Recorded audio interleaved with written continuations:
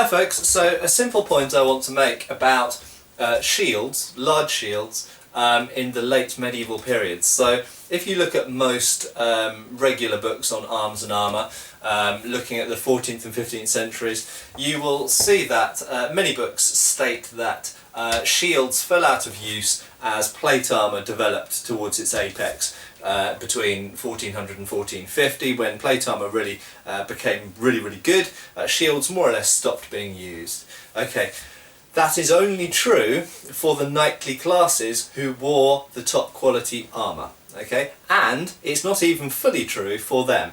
Once you actually start looking at medieval manuscripts, and luckily, you know, lots of these are being put online now by the likes of the Bibliothèque Nationale de France, and also the British Library and various other large libraries that have many medieval manuscripts. They're digitising them and putting them online. Once you start trawling through them, you notice actually shields, the typical small knightly shaped heater shield, was still used right the way through this period. Okay, it was particularly used on horseback. Of course it was used for jousting, but they were still used apparently in warfare, and original examples survive.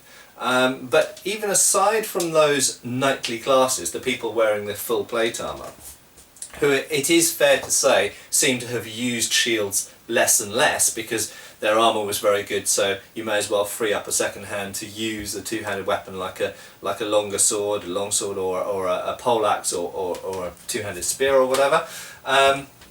There were lots of soldiers who weren't them, and it's very clear that the large shield of various types, including round domed shields known as rotella, and also the pavis, the big sort of oblong shield that's sometimes called a tower shield, I think, in like computer games and role-playing games and stuff, but traditionally that's called a pavis actually, and various other types of shapes of shield that were in use, stayed in use right the way through this period.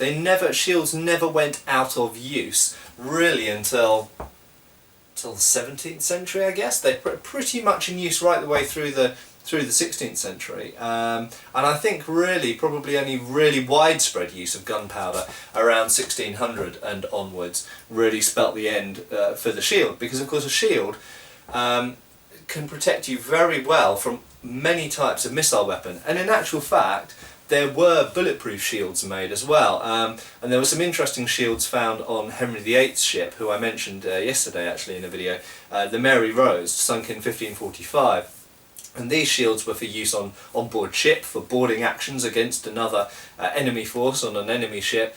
And these shields are actually made so they're armoured essentially presumably from musket balls, or at least pistol balls, and arrows and crossbow bolts and things like that. And they actually have little guns like a miniature cannon mounted in them. So these things you could be at the edge of the ship, and you could actually fire off one shot into the enemy force from your shield before drawing your hand weapon.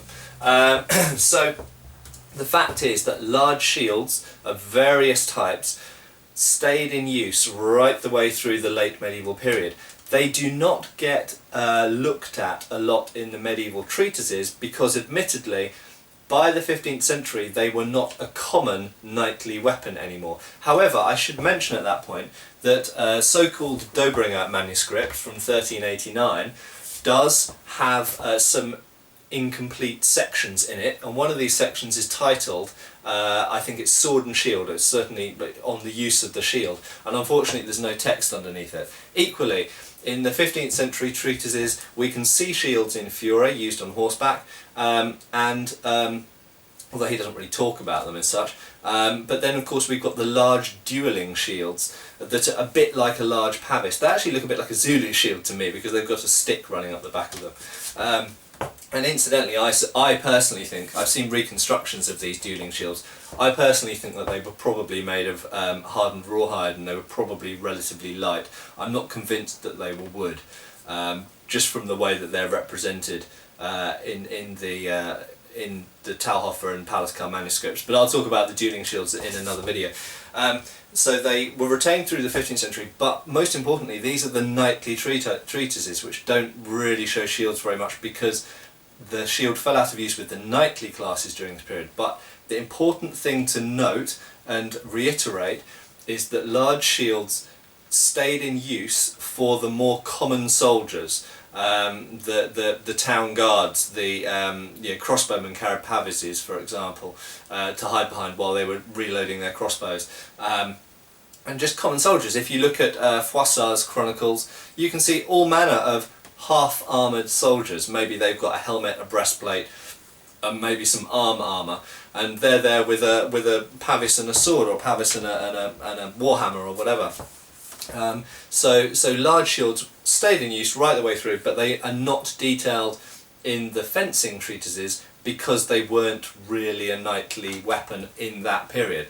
However, once we get into the 16th century, they seem to have come back into vogue a little bit, maybe because armour was starting to decline because of gunpowder and so on, but in the Italian treatises, specifically the Bolognese tradition, we see sword and shield, known as a rotella, which is a round domed shield, was apparently popular in the Bolognese fencing schools. And we start to see it again with the Spanish soldiers famously using sword and round shield. Perhaps there's a connection in popularity there, maybe they helped repopularise the weapon. So there we go, large shields were in use throughout the period. They didn't really go away until about 1600. Cheers!